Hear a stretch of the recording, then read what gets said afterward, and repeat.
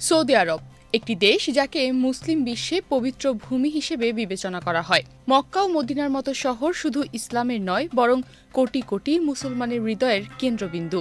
এই দেশে শৃঙ্খলা, আইন ও ধর্মীয় মূল্যবোধের প্রতি শ্রদ্ধা থাকা স্বাভাবিক। কিন্তু সেই পবিত্র ভূমিতেই যখন চুরি, প্রতারণার মতো অপরাধ বাড়তে থাকে, তখন প্রশ্ন ওঠে, এর পেছনে কারণ কি? সম্প্রতি সৌদি আরবের মদিনায় ঘটে যাওয়া একটি ঘটনা রীতিমতো আলোচনার জন্ম দিয়েছে।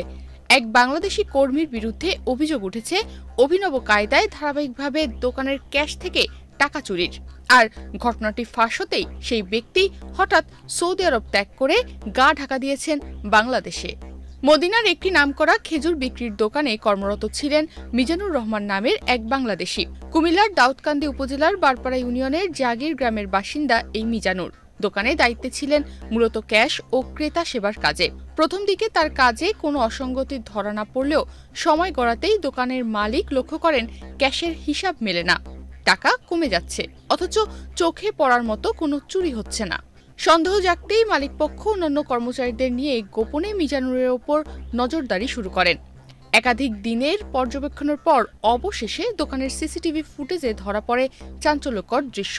মিজানুর অভিনব কৌশলে ক্যাশ থেকে টাকা সরিয়ে নিচ্ছেন, তাও বারবার। তো একদিন আমার সন্দেহ হইলো, সন্দেহ হওয়ার পরে আমি ক্যামেরা চেক করলাম, সে কি করে কি আশেপাশে দেখতেছি। দেখার পরে দেখি সে ক্যামেরার মধ্যে দেখি সে টাকা চুরি করে।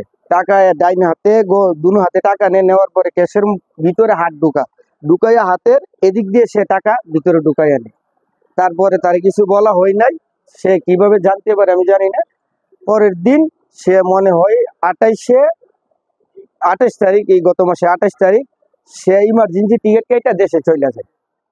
সিসিটিভি ফুটেজ সামনে আসতেই দোকান মালিক ক্ষোভে ফেটে পড়েন। আইনগত ব্যবস্থা নেওয়ার প্রস্তুতির মধ্যেই এক চতুর কৌশলে বৃহস্পতিবার হঠাৎ ছুটি নিয়ে সৌদি আরব ত্যাগ করেন মিজানুর রহমান। কোনো ব্যাখ্যা না দিয়ে তিনি সরাসরি বাংলাদেশে ফিরে আসেন। বর্তমানে তিনি কুমিল্লায় অবস্থান করছেন বলে জানা গেছে। ठीक है, वो कैश के ऊपर मसूल था। ठीक है, पैसा लेने देने का सारा उसके हैंड ओवर था। वो कैश लेता था, देता था। ठीक है, जब नमाज का टाइम से 10 मिनट पहले वो कैश सारा तरतीब करके करता था, तो अपना वो पैसा 500-700 रियाल टका वो इसमें रख लेता था। ठीक है, ऐसे दिखा के बाद में बंद करके नमाज के लिए वो चले जाता था। ठीक है, इसलिए हमारा पूरा स्टाफ परेशान था, हमारा सेल नहीं बढ़ रहा, दुकान का सारा डिसप्लिन सारा खराब हो रहा था। सब जाने कि हम परेशान आदमी था, हमारा सेल किधर जा रहा है, हमारा कैश किधर जा रहा है, हम परेशान था। ঘটনার পর দোকান মালিক পক্ষ মদিনা প্রশাসনের মাধ্যমে আইনি পদক্ষেপ নেওয়ার উদ্যোগ গ্রহণ করেছে। সৌদি আরবের শ্রম আইন অনুযায়ী প্রবাসী কর্মীর এমন অপরাধ প্রমাণিত হলে তা শুধু জরিমানার মধ্যেই সীমাবদ্ধ থাকে না, স্থায়ীভাবে সে দেশের কাজের অনুমতিও বাতিল হতে পারে। প্রবাসে বাংলাদেশের লাখো মানুষ শ্রম দিয়ে, সততা দিয়ে দেশের সম্মান উঁচু করে তোলেন। কিন্তু একটি দুটি ব্যতিক্রমী ঘটনা যখন সামনে আসে, তখন গোটা জাতির ভাবমূর্তি ক্ষুণ্ণ হয়।